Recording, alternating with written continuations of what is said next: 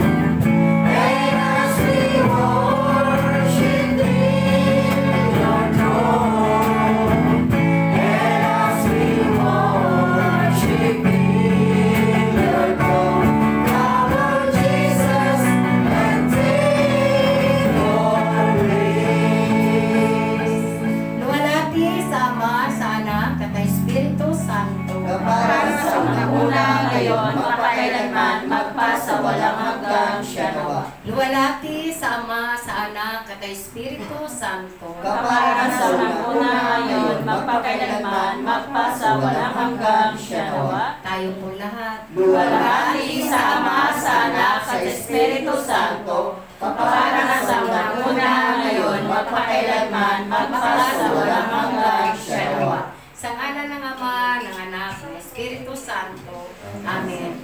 Ngayon po, dadako na po tayo sa ating pagbasa ng ating Ebanghelyo. Pagkaloob po natin sa ating kapatid, Sister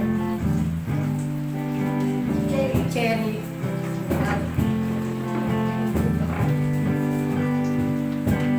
Hallelujah.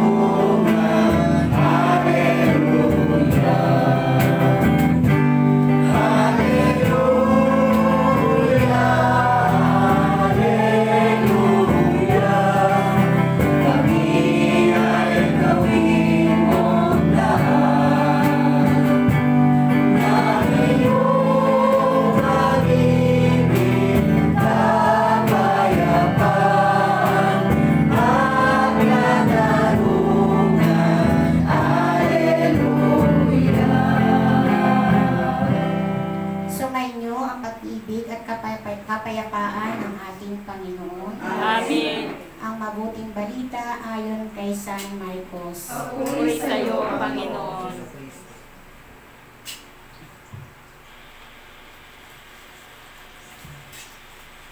Noong panahong iyon, pumunta naman si Jesus at ang mga alagad sa Jerusalem. Samantalang si Jesus ay naglalakad sa templo. Nilapitan siya ng mga punong saserdote, ng mga eskreba, at ang mga matatanda ng bayan. Tinanong siya, ano ang karapatan mong gumawa ng mga bagay na ito? Sino ang nagbigay sa iyo ng karapatang ito? Sumagot si Jesus, tatanungin ko rin kayo. Pag sinagot ninyo ako, tsaka ko naman sasabihin sa inyo kung ano ang karapatan kong gumawa ng mga bagay na ito. Kanino nagmula ang karapatan ni Juan upang magbinyag? Sa Diyos ba o sa mga tao? At sila'y nag-usap-usap. Kung sabihin natin mula sa Diyos, itatanong naman niya sa atin, bakit hindi niyo siya pinaniniwalaan? Ngunit kung sabihin natin mula sa tao, natatakot naman sila at baka kung ano ang gawin sa kanila ng mga tao, sapagkat kinikilala ng lahat na si Juan ay isang propeta. Kaya't sumagot sila kay Jesus, hindi namin alam. Sinabi ni Jesus sa kanila, hindi ko rin sasabihin sa inyo kung ano ang karapatan kong gumawa ng mga ginawa ko. Ang mabuting balita, ito po ang mabuting balita ng ating Panginoon. Puri ka namin, Panginoon Jesucristo.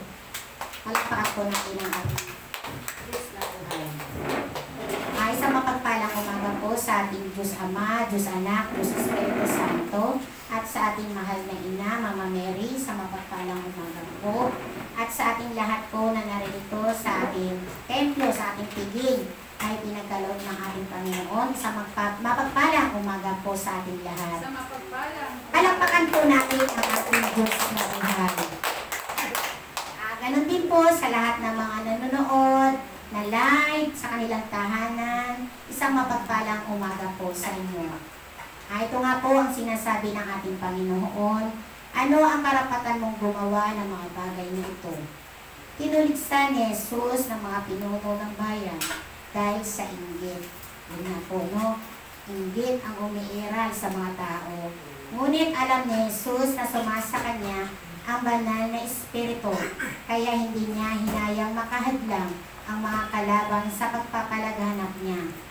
Ito nga po, no, kapag sinabi daw po, kapag ang presensya daw po ng ating Panginoon, anumang mga masasama daw yan, anumang inggit na yan, hindi siya mananahan, no, sa puso natin kasi nasa atin ang banal na espiritu, kaya ganun din po ang ating Panginoon. May mga pagkakataon din sa ating buhay na nag-aalinlangan din tayo sa Diyos, lalo na kapag nakakaranas tayo ng hirap at problema. Totoo nga po, no? Kapag may dumarating daw sa atin ang mga problema, di ba, nawawala na po ayong banal na espiritu. Nawawala na po tayo ng tiwala. Nawawala na tayo ng pananampalataya sa ating Panginoon kapag may mga problema, pagsubok. Pero sabi nga, kapag may pagsubok daw, may mga kasakitan daw, tanggapin lang natin, no? Kasi sabi ng Panginoon, hindi niya tayo pababayaan. Hindi niya tayo iiwanan. May mga pagkakataon din na mas nakikita natin ang biyaya ng ibang tao kaysa ating sariling mga biyayang natatanggap. Inaanyayahan tayo ng Panginoon na magtiwala sa Kanyang presensya at magpasalamat sa mga biyayang natatanggap natin sa araw-araw. Di po ba? Sabi nga, maliit man daw o malaki, pasasalamatan daw natin, no? Ang mga biyayang ipinagkakaloob sa atin ng Panginoon. Yan nga, no? Salamat sa Panginoon kahit may mga pandemic, narito tayo sa kanyang piging, no? Nagpupumili tayong sumunod, no? Kasi ang pagmamahal at ang presensya ng ating Panginoon ay nasa puso natin. Kasi kung wala yung pag-ibig ng Diyos sa puso natin, wala tayo dito, no?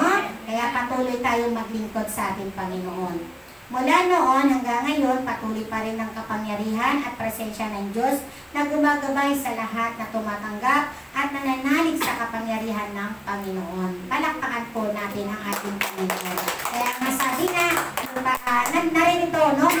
Naririto sa puso natin yung paggabay ng ating Panginoon. Kasi kung hindi tayo ginagabayan ng ating Panginoon, wala po talaga tayo dito. Kaya sabi nga, patuloy tayong magsumikap, no? Patuloy tayong maging banal, alisin na natin yung mga luma nating pag-uugali, no? Pag-ibig ang itatak natin sa ating puso, pagpipigil ng ating mga bibig, no? Kababaan, number 1, kababaan ng ating kababaan ng ating loob, di ba? Sabi nga, kahit inaapi na tayo, kailangan magpapakababa pa rin tayo kasi tayo yung pagpapalain ng ating Panginoon. Kaya nga sabi, yung mga tuligsa na yan, hindi po maiwasan yung pagtutuligsa sa atin, di ba, no? Kasi sabi nga, no, simba ka nga ng simba, hindi ka naman nagbabago, di ba? Natural lang po, hindi po maiwasan yung tinutuligsa tayo ng mga tao. Pero sabi nga, mapalad daw po tayo, no? Mapalad yung mga taong tinutuligsa, no? Mapalad yung mga taong inaapi, no? Kasi sabi nga, mayroon tayong hanggana, no? Kung ano ang makakamta natin, yung buhay na walang hanggan, no? Kaya patuloy tayong maging matatag dito sa ibabaw ng lupa. Patuloy tayong maging mabait, no? Sa ating kapwa. Yun lang po at isang mapagpalang umaga po sa ating lahat. Tawagin po natin ang ating kapatid, Sister Iris Amado po.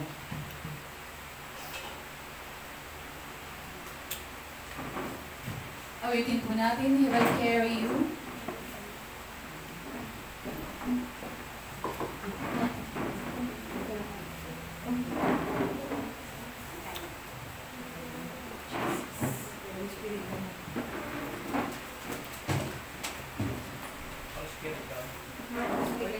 Holy Spirit, come.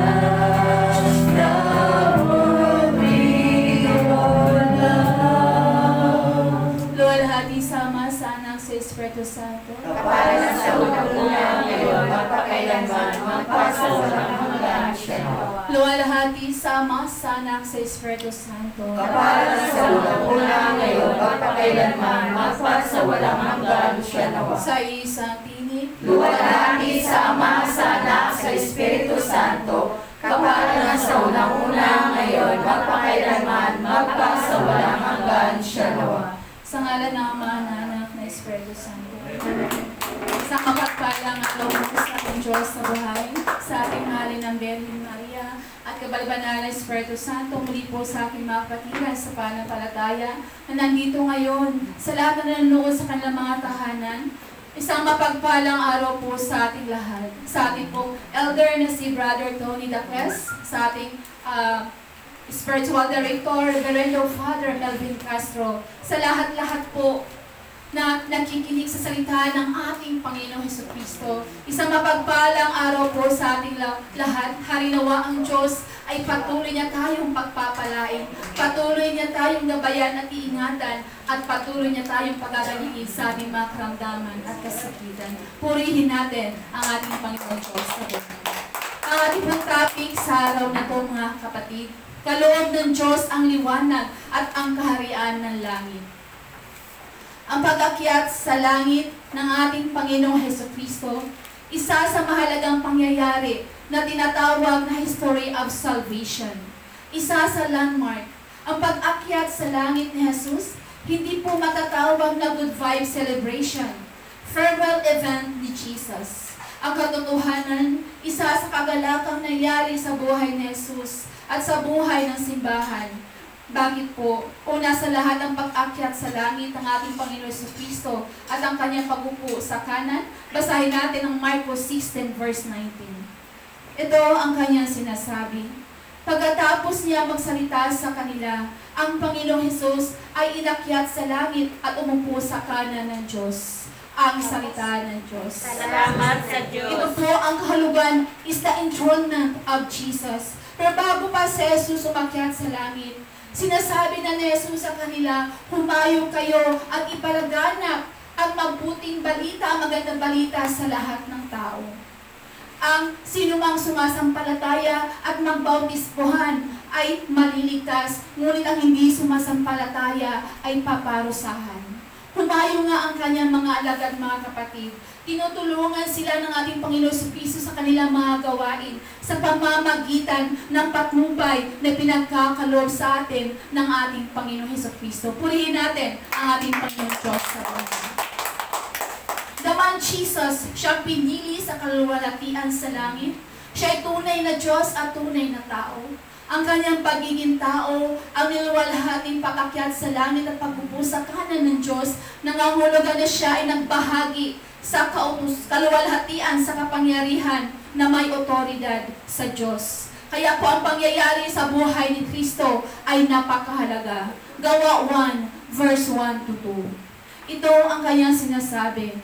Sa aking unang aklat ay isinalaysay ko ang lahat ng ginagawa at itinuturo ni Jesus buhat sa pasimula hanggang sa araw na siya ay umakyat sa langit.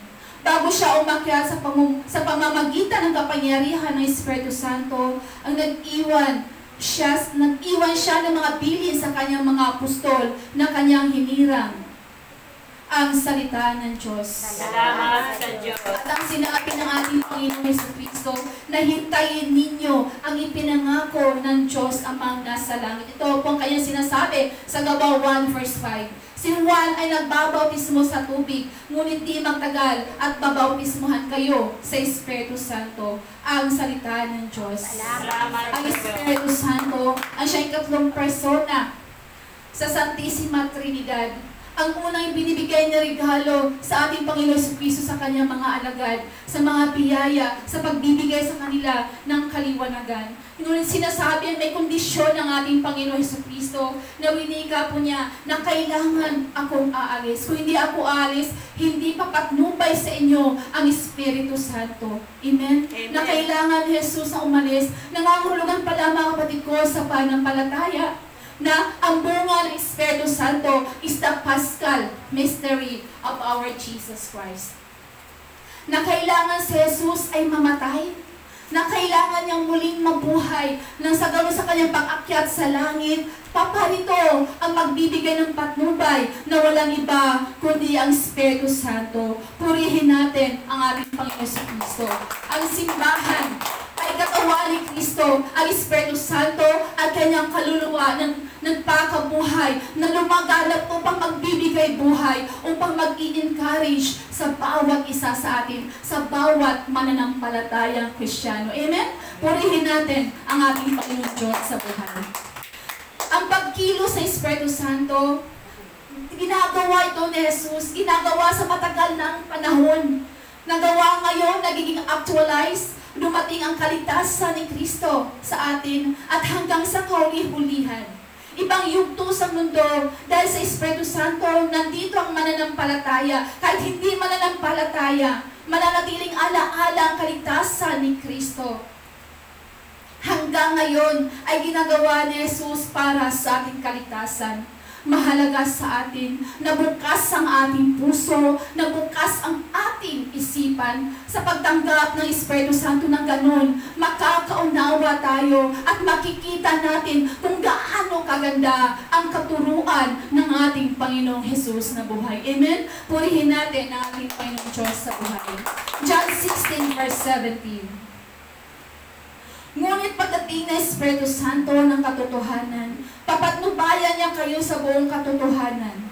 Sapagkat ang sasabihin niya ay hindi mula sa kanyang sarili, kundi ang kanyang naririnig at ipapahayag niya sa inyo ang mga mangyari sa hinaharap. Ang salita ng Diyos. Salamat sa Diyos. Inihanda na Jesus ang kanyang mga alagad sa pagdating ng Espiritu Santo, na tulad ni Juan Bautista, inihanda din sa pagdating ng ating Panginoong Hesukristo. No? Kung bakit hindi nauunawaan ng kanyang mga alagad ang mga pagpapahayag ng ating Panginoon. Si Jesus ay nangangaral. Idinadaan niya po doon sa mga kwento. Ngunit hindi nila higit na nanawaan. Bakit po? Sapagkat wala pa sa kanila ang magbibigay ng liwanag. Wala pa sa kanilang pagbibigay ng patnubay, ang Espiritu Santo. Na nangahulugan pala mga kapatid ko sa pananampalataya, ang pag-akyat ng ating Panginoon Jesucristo ay ang pagtanggap natin ng kabanal-banalang Espiritu Santo, na siyang magbibigay sa atin ng karunungan, na siyang magbibigay sa atin ng buong katotohanan. Amen? Purihin natin ang ating Panginoon Diyos sa buhay. Ang Espiritu Santo, hindi lang po siya tagapagtanggol, mga kapatid. Ang Espiritu Santo, hindi lamang po siya nagbibigay sa atin ng gabay at patnubay, kundi siya ang Espiritu ng katotohanan. Amen? Napakaganda ng katuruan ni Jesus. Kung ang ating isipin patuloy, may liwanag sa Espiritu Santo sa katotohanan. Ang Espiritu hindi nagdadamot sa kanyang liwanag sa mga taong spiritual. Kung maalala po natin, the more you focus to the Lord, the more you are spiritual, mga kapatid, nananahan sa atin ang kabanal-banalang Espiritu Santo, sapagkat patuloy tayong gumagawa ng kabutihan. Nasa atin ang mga fruits, ang bunga ng Holy Spirit, ang malinis na puso, ang may kababaang kalooban, ang marunong magpapatawad. Nasa atin ang pag-ibig ng ating Panginoon Jesucristo. Kapag meron pala, we are more spiritual, kasama natin ang Espiritu ng Diyos. Amen? Purihin natin ang ating Panginoon. John 14 verse 26. Ngunit ang patnubay, ang Espiritu Santo, na isusubo ng Ama sa pangalan ko, ay siyang magtuturo sa inyo ng lahat ng bagay at magpapaalala ng lahat sa inyo ang salita ng Diyos. Salamat sa Diyos. Ang Espiritu Santo ay siya nag-uudyok sa atin tungkol sa pag-ibig. Ang Espiritu Santo ay nagbibigay sa atin ng liwanag, nagbibigay sa atin ng gabay at patnubay, mga kapatid ko, sa pananampalataya. Na higit ang nakaunawa po dito is yung mga doctrine of the church. Ang mga doktrina po dito, ang mga sinasabi na fathers of the church, sila po ang mga higit ang nakaunawa. Ang mga mananampalataya na seryoso, na patuloy na nangangaral, Nandoon po yung nakakaunawa sila sa salita ng ating Panginoon Jesucristo, ang mga santos, ang mga banal. Sapagkat sila po ay nananatili kay Kristo, nakafocus po sila sa spiritual, at samantalang tayo ay nakafocus tayo more in materialistic. Amen? Purihin natin ang ating Panginoon Diyos sa buhay. Sinasabi na ni Jesus sa kailangan siya ay babalik sa Ama, uuwi sa Ama, at sa kanyang pagbabalik ay ang pagbukas sa langit sa kanyang Ama na sa langit. Ang pag-akyat ni Jesus sa langit, isang imbitasyon sa atin. Ang nakakalungkot lang po, yung salitang langit, hindi nakaka-attract sa atin. No? Meron po talagang mga tao na hindi naka-attract sa kanilang salitang langit. Na isa sa mga pari na nag-homily, mga kapatid, na sinasabi niya, sino ang ayaw pumunta sa impyerno? Nagre-raisehan sila lahat. Maliban lamang po si isang matandang lalaki na nakaupo sa harapan ni Father. Sino ang gustong pumunta sa langit? Nagsipagtaas naman sila sa kanilang mga kamay, maliban sa lalaking matanda. No? Tinatanong siya ni Father, bakit? Ano ba ang gusto mo? Saan mo ba nais pumunta? Ang sabi ng matandang lalaki, Father, dito lamang po ako sa lupa. Yan po mga kapatid. Gusto natin dito lang tayo sa lupa. Mga paghihirap na ating nararanasan, yan po ang nais natin. Kaya yung iba po dahil sa kahirapan, na hindi na nila matitiis sa mga problema, sila po ay nagpapakamatay para mawala ang mga problema sa kanilang buhay. Ngunit mananatili tayo kay Kristo, mga kapatid. Ang problema ay masusolusyonan. Di ba sinasabi ng ating Panginoon Jesucristo, lumapit kayo sa akin, kayo nahihirapan at nabibigyan na simpasanin, at pasanin ninyo ang aking pamato. Lumapit kayo sa akin, kayong nahihirapan at nabibigatan, sapagkat ako'y may maamo at mababang loob. Amen?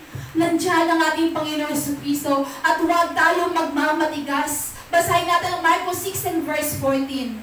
Ito ang kanyang sinasabi. Pagkatapos at pakita si Jesus sa 11 alagad, habang kumakain ng mga ito, sila ang pinagalitan niya dahil sa hindi nila pananalig sa kanya at dahil sa katigasan ng kanilang ulo. Dahil ayaw nilang maniwala sa mga nakakita sa kanya, pagkatapos na siya'y muling mabubuhay, ang salita ng Diyos. Salamat sa Diyos. Inisipin tayo ng ating Panginoon Jesucristo.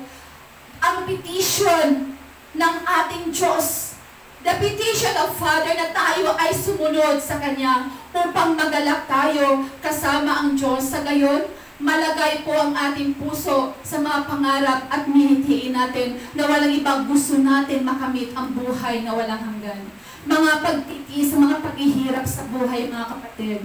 Nasabi nga ni St. Francis of the Assisi, ang mga kahirapan ko, ang mga pagtitiis ko ay nagbibigay sa akin ng kagalakan dahil alam ko palang araw makakamit ko ang buhay na walang hanggan. Amen. Purihin natin ang ating Panginoon Diyos sa buhay. The Ascension of Jesus, hindi po ang iwan ni Jesus ang mundo, kundi inauguration of new present. Nakaramihan ng ating pag-akyat sa langit ay space travel na dahan-dahan umakyat si Jesus. Dahan-dahan, hindi siya nakita sapagkat natutun, sapagkat natabunan na siya ng ulap, ay space travel. Hindi po ganyan. Kundi si Jesus ay pumasok ang new dimension. Sa muling pagkabuhay ni Jesus, ang mundo ay hindi na kanyang tirahan. He is not belong into earth. Siya'y muling nabuhay. He intended a new dimension, a glorious dimension, na tinatawag po the glorious admission. Na wala na pong kasakit, na wala na pong pagkamatay, mga kapatid. Na tulad po sa mga binuhay ni Jesucristo, si Lazaro na binuhay ng ating Panginoon. Yung anak po ni Jairo na binuhay ng ating Panginoon Jesucristo. Yung isang biyuda sa Nain na binuhay ng ating Panginoon Jesucristo, mga kapatid. Hindi nila makamit ang muling pagkabuhay. Dahil po ang sa kanilang pagkabuhay, makakamtan din po nila, mararamdaman din po nila na sila ay mamamatay uli. Amen? Purihin natin ang ating Panginoon Jesucristo. Noah 1 verse 10 to 11. Ito ang kanyang sinasabi. Habang sila'y nakatitig sa langit, at siya inaakyat, may dalawang lalaking nakaputi na lumilitaw sa tabi nila. Sabi nila, "Kayo mga taga-Galilea, bakit kayo nakatayo dito at nakatingin sa langit? Itong si Jesus na umakyat sa langit ay nagbabalik gaya na nakita ninyong pag-akyat niya." Ang salita ng Diyos. Salamat sa Diyos. Nangangulugan po, mga minamahal kong mga kapatid sa pananampalataya, na mayroon pong muling pagkabuhay na magaganap sa bawat isa sa atin. Sa pag-akyat ni Jesus, He inaugurated in a new present, an action of salvation of us. Nag-iwan si Jesus saan po? Sa simbahan na kanyang itinayo. Kaya nga po ang ascension and the inauguration also of the church, madali lamang ang attraction ni Jesus sa kanyang mga alagad sa paglakbay sa mundo at sa pagsabuhay sa mabuting balita. Si Jesus ang exit sa simbahan, Jesus the church is in. Ngunit hindi nangangahulugan na pinalitan ni Jesus sa simbahan. Jesus cannot be replaced. Jesus cannot be substituted by anyone or by any substitution. Hindi mapapalitan si Kristo. Colossians 1 verse 15 to 20. Ito ang kanyang sinasabi. Si Kristo ang larawan ng Diyos na di nakikita. Siya ang panganay na anak at pangunahin sa lahat ng mga nilikha. Sapagkat sa pamamagitan niya ay nilikha ang lahat ng nasa langit at nasa lupa, nakikita man o hindi, pati ang mga spiritual na kapangyarihang paghahari, pamamahala at pamumuno. Ang lahat ay nilikha ng Diyos sa pamamagitan niya at para sa Kanya. Siya ay una sa lahat at ang buong sanlibutan sinuko ay nananatiling nasa kaayusan sa pamamagitan niya. Siya ang ulo ng iglesia sa kanyang katawan. Siya ang pasimula. Siya ang panganay na binubuhay mula sa kamatayan upang maging siya ay pangunahin sa lahat. Sapagkat minarapat ng Diyos na ang buo niyang kalikasan ay mananatili sa anak. Niloob ng Diyos ng lahat ng bagay, maging langit o sa lupa, ay ipagkasundo sa Kanya. Nakamta ng kapayapaan sa pamamagitan ng dugo ng Kanyang anak na inaalay sa krus. Ang salita ng Diyos. Salamat sa Diyos. Ang simbahan ay katawan ni Kristo. At diyan sa simbahan, sa pamamagitan ng simbahan ni Kristo, patuloy ang pagkilos para sa ating kaligtasan. Ito po ang new present of Jesus. Kaya po mali yung nagsasabi silang, Christ yes, church no. No? Na marami po sa atin ngayon na nananalig kay Kristo. Marami sa atin ngayon na nananalangin kay Kristo, ngunit hindi naman sila nagsisimba. Christ yes, church no. Amen? Marami po sa atin mga kapatid, and that is erroneous, no? Nandyan po ang ating pagiging isang makasalanan na kailangan si Kristo ang ulo ng simbahan. Si Kristo ang ulo, ang simbahan, ang kanyang katawan, at hindi maaaring paghiwalan yan, mga kapatid. Hindi maaaring maghiwalay. Amen? Purihin natin ang ating Panginoon sa buhay. Hindi po pwede na sa isang mananampalataya, sa isang Kristiyano, na si Kristo ay kanyang sasambahin, si Kristo ay kanya mananampalataya sa tayong Panginoon sa Kristo, ngunit itatakwil naman ang simbahan. Hindi po maaaring itatakwil ang simbahan, mga kapatid. That's the full package. Kung nasaan po si Kristo, nandoon ang simbahan, at nasaan man ang simbahan, ay nandoon kasama si Kristo. Amen? Purihin natin ang ating Panginoon Diyos sa buhay. Efeso 1, verse 19 to 22. Ito ang kanyang sinasabi. At kung ano ang di masukat niyang kapangyarihan na kumikilos sa atin, na mga nananalig sa Kanya, ang dakilang kapangyarihang ding iyon, ang muling bumubuhay kay Kristo at nagupo sa kanan, sa Kanya, sa kanan ng Diyos sa kalangitan. Mula roon ay namumuno si Kristo sa lahat ng paghahari, kapamahalaan, kapangyarihan at pamumunuan sa kalangitan. Higit na dakila ang kanyang pangalan kaysa lahat, hindi lamang sa panahong ito, kundi maging sa darating. Ipinailalim ng Diyos sa paa ni Kristo ang lahat ng bagay at ginawa siyang ulo ng lahat ng bagay para sa iglesia. na siya ang katawan ni Kristo, ang kapuspusan niya, ang pumupuno sa lahat ng bagay, ang salita ng Diyos. Salamat sa Diyos. Subalit mga kapatid, may mga taong pasaway pa rin. May mga taong ayaw makinig pa rin. May mga taong ayaw maniniwala pa rin mga kapatid. Kaya patuloy tayong mananalig sa ating Panginoon Kristo.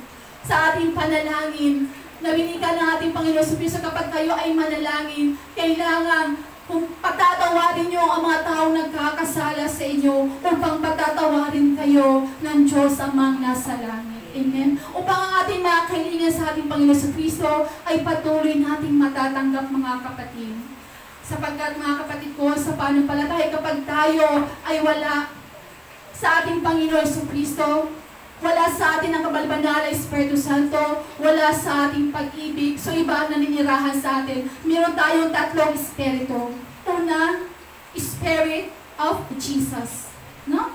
Ang Espiritu ng Diyos, ang siyang nananahan sa bawat isa sa atin. Ang pangalawa, our human spirit. No? Yun yung pagsunod sa hiling ng ating laman. At ang pangatlo is the evil spirit. At saan tayo sa tatlo na yan? Napapakinggan natin ang Diyos na may magliliwanag tayo ng kasingsinag ng sikat ng araw. Humingi tayo ng panalangin sa Espiritu Santo upang magbibigyan niya tayo ng liwanag, upang magbibigyan niya tayo ng mga biyaya, pag-ibig at mamumuntawi sa bawat isa sa atin. Amen? Purihin natin ang ating Panginoon Diyos sa buhay. Naalala ko po sa isang kwento mga kapatid ko sa pananampalataya na mayroong isang monghe na nananaginip siya mga kapatid. Habang siya'y nananaginip ng isang gabi na yon, nakita niya yung isang mataas na hagdanan papuntang langit. No? Siya'y umakyat at kumatok sa pintuan, Panginoon, Panginoon, buksan mo po ako. Ang sabi ng Panginoon, sino ka? Ako po ay iyong lingkod. May dala-dala ako mga kabutihan. At ang sabi ng ating Panginoon sa Kristo, hindi ka makakapasok sa ating kaharian. Na nagising siya ng madaling araw, mga kapatid, siya po ay nag-alala. Sabi niya, bakit hindi ako binubuksan ni Jesus? Dala-dala ko ang aking kabutihan.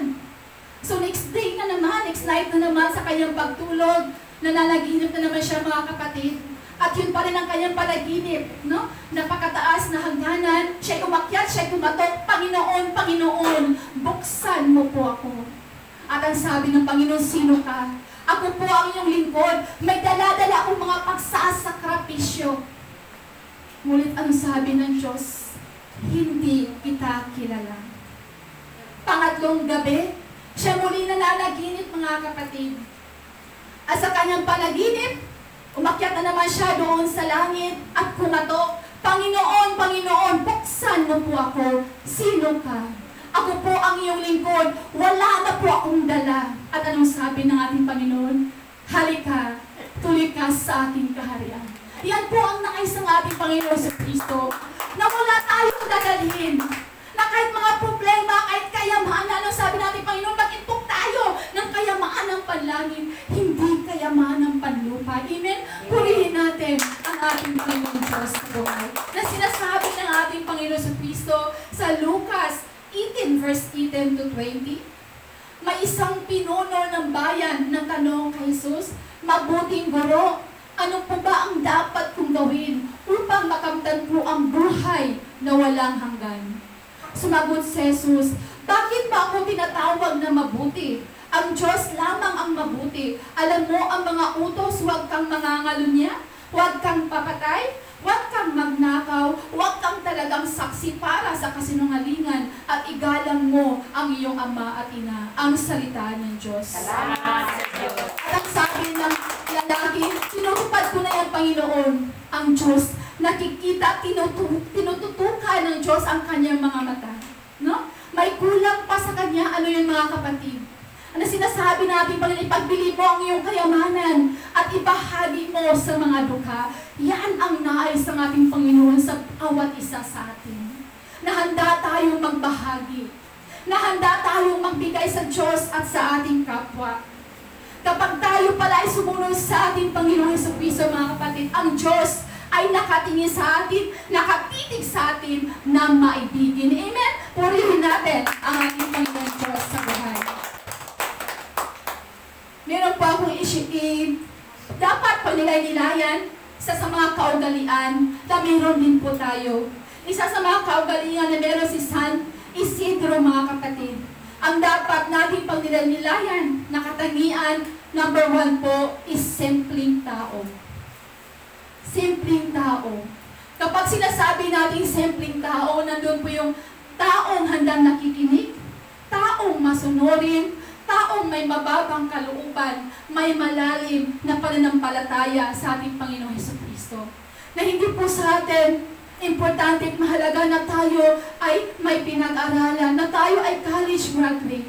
Marami po sa mga uneducated person, no? Na sila din po ay lumago nang dahil sa pananampalataya ng ating Panginoong Jesucristo. Amen? Na sa panahon ni San Isidro noong unang panahon, wala sa kanila, hindi siya nakapag-aral sapagkat siya'y mahirap lamang, siya'y payak lamang, mga kapatid. Ang mga nakapag-aral noong unang panahon is yung lamang mga hari, yung mga prinsipe, yung mga may-ari ng mga lupa. Sa panahon natin ngayon, we are educated. Bakit minsan, kung mapapansin natin, kunti na lamang ang nagsisimba. Mostly, marami ng mga sasakyan. No? Marami ng dikotse ngayon. Pero educated na ngayon, pero bakit kunti pa rin ang mga nagsisimba? Amen? Purihin natin ang ating Panginoon Diyos sa buhay. Ipinakaalala sa ating Panginoon sa Kristo na mayroon tayong malalim na relasyon sa ating Panginoon. Mapasino man tayo, mahirap man o mayaman, mahal tayo ng ating Panginoong Jesucristo. Marami sa mga mayayamang mga santos ang nagiging banal. Bakit po? Sapagkat hinubad nila ang kanilang pagiging mayaman. Sila'y nagtitiis, handang magtiis, magsasakripisyo sa pagsunod ng ating Panginoong Jesucristo. Ang tungo sa kabanalan, mga kapatid, hindi po mahirap. Nasabi nga ni St. Teresa of the Little Child, kahit lang po sa paggawa ng gawaing bahay, sa paglilinis, sa paglalaba, sa paghuhugas ng plato. Kapag ikaw ay punong-puno ng pag-ibig, habang ikaw ay nagtatrabaho, ito po ay puno. Ito po ay tungo sa kabanalan. Amen? Hindi po mahirap ang sumunod, ang makinig sa salita ng ating Panginoon Diyos sa buhay. Purihin natin ang ating Panginoon. At ang pangalawa po, mga kapatid ko, sa panampalataya, ng ang kaugalin dapat natin panilay-nilayan, mahirap, dukha man, ngunit mapagbigay. Amen? Naalala ko po sa kwento ni St. Isidro. Ang kanyang kasing patuloy na ginagawa ay magpapakain sa mga mahihirap, magpapakain sa mga nagugutom, kahit siya ay payak na pamilya. No? Meron siyang amo, nagtatrabaho lamang siya sa palayan. No? Ngunit mga kapatid ko, sa panampalataya, patuloy po siyang nagbabahagi. Maliban sa siya nagsisimba araw-araw, nagpapakain din po siya sa mga tao. At ang sabi na kanyang asawa, isa din pong santa ni si Santa Torrebia. Isidro, wala na po tayong kanin sa kaldero, naubusan na tayo, marami pa tayong pakakainin. Pero nang sabi ni San Isidro, bumalik ka doon, tingnan mo ulit ang kaldero, punong-puno nito ng kanin. Ganun ka buti-buti ang Diyos, mga kapatid. Nagpakabahagi siya, nagbibigay siya sa mga taong marunong magbahagi. Hindi niya tayo pababayaan, bagkos siksik-liglig ng mga biyaya at umaapaw pa. Amen? Purihin natin ang ating Panginoon Diyos sa buhay. At pangatlo, mga kapatid ko, sa panampalataya, kalimutan ang sarili at isentro ang Diyos sa ating buhay. Mahalaga po ito sa atin. Bilang isang mananampalataya,